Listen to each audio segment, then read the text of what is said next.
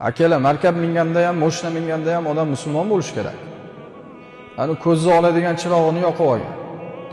Otamiz, dadamiz tengi odam ham markab minadi, mashina minadi. Uni ko'zini olib ozor berish bor, zarar berish bor. Orqasidan chiqadigan ovozini baland qilib olgan. Bexos ketib turgan odam qo'rqib ketadi hatto. Musulmonga zarar berish bor, musulmonga ozor berishlikdan katta gunoh yo'q. O'zini katta olish bor bunda, kibrlanish bor, manmanlik bor. Siz qila olasiz, boshqa hech kim qila olmaydi deganimi bu?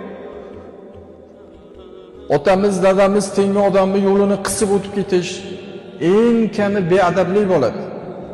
Markabda ham musulmon bo'laylik, akalar. Mashina minganda ham musulmon bo'laylik. Shunaqa beadablikni qilganda albatta padaringga deydi. Padaringga degan gapni olamiz. Otamizga, dadamizga rahmat olib beramiz ko'chada minib, mashina minib, birovga ozor berib, zarar berib.